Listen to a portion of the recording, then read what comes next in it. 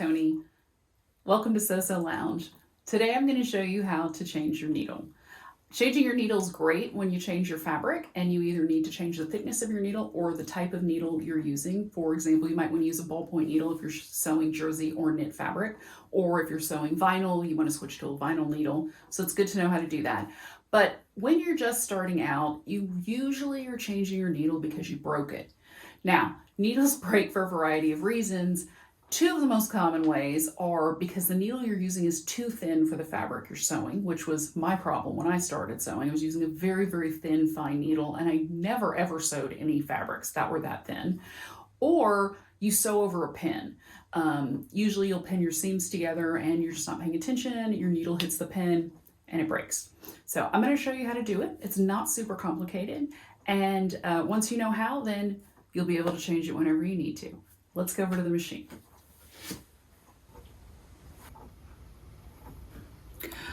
Before we get started, make sure you have some needles on hand. I always have a stash of needles going and kind of compulsively buy them whenever I have a coupon at Joann's.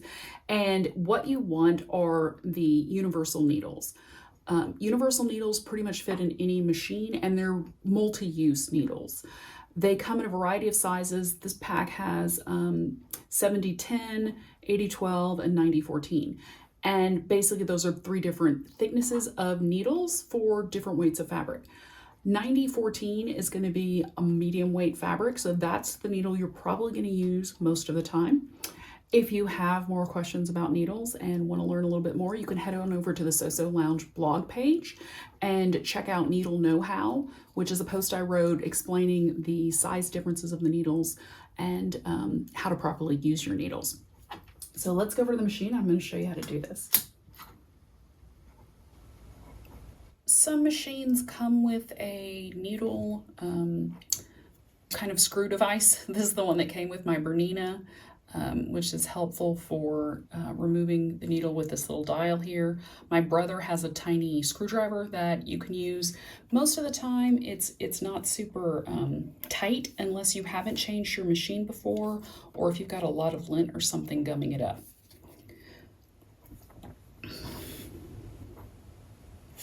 So take your tool or your finger and release the screw with your right hand, and then with your left hand hold on to that needle so it doesn't slip down into your machine.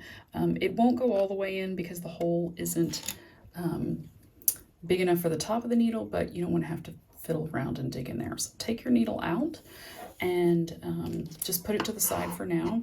Put it to the side over here, and then we're going to grab your needle, your new pack of needles. I'm using these Schmetz universal needles. Schmetz makes great needles. If you don't know which ones to buy, you can't go wrong with Schmetz. They also have color coding at the top of them, which makes it easy to figure out which ones you need. Blue is the 90-14, which is the middleweight fabric. So that's the one we're going to go with today.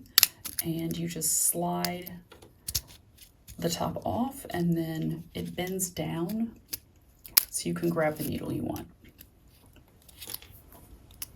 And then close that up. So first thing you're going to notice is that your needle is round on most of the sides, but then the back side is flat. And that's the side you want to put to the back of the machine going towards the presser foot. So take your needle in your left hand and make sure that's loose. And then you're going to take the flat side of the needle and you're going to put it in there, and you want to push it all the way so that the needle is firmly at the top and you're holding it in place. Then with your right hand, you can go and tighten that little screw up there. And if you want to make sure it's really tight, you can use your tool again. Give it a little extra twist. Kind of pushed it over a little too far. And then you want to just check and make sure your needle is in place. And that. Now you might be thinking, that's great, Toni, if I change my needle before I start sewing. But what happens when I break my needle in the middle of sewing? I'm not going to leave you hanging. I'm going to show you how to change your needle now. So let's go back to the machine. I've sewn a strip of fabric, and I actually can't break a needle. Like, it's just hard for me to do nowadays unless I'm working on some really, really thick fabric. And so what I'm going to do is I'm going to put my needle down into my machine and then just pretend that it's broken after I've sewn a stitch line. So let me stitch a little bit, and then I'll show you how to change your needle. So my needle's down, and we're going to pretend it's broken. Oh, my needle broke. Okay.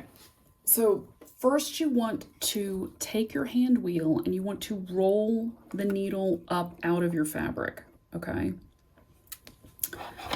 Then you want to lift the presser foot and grab some scissors. And then you gently want to remove the fabric, okay? And just cut off, so you release your fabric and just get rid of it.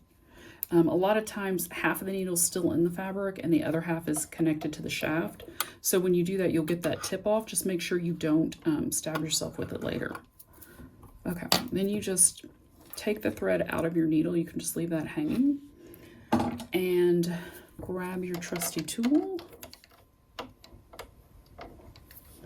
And release your needle using your right hand to release it, left hand to grab it so it doesn't fall down in your machine. And just place it to the side. Then grab your new needle. And like I mentioned before, flat side goes to the back. So you want to pull your thread forward though, so your needle's going in behind it. You don't want to catch the thread in there.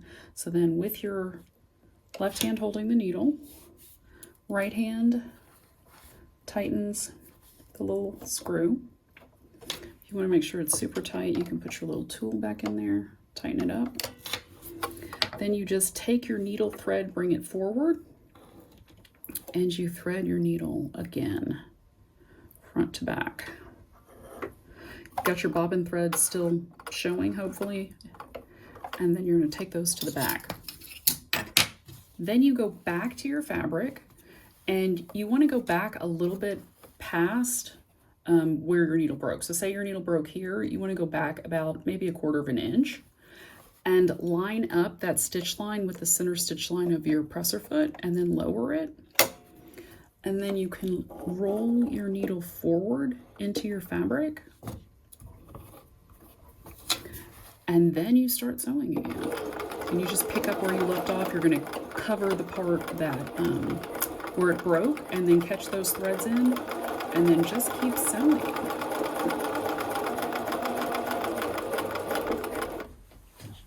So there you have it. Now you know 2 different ways to change out your needles. Once when you're just changing it for types of fabric, and the other when you've broken it and have a problem. I hope you've enjoyed this video from So Lounge. Be sure to subscribe to our channel below and head on over to sosolounge.com/blog to read more about needles and all sorts of other fun things. And if you've got questions, check out Let's Talk Sewing for Beginners, hosted by So Lounge, which is an interactive Facebook group to get your questions answered. Happy sewing!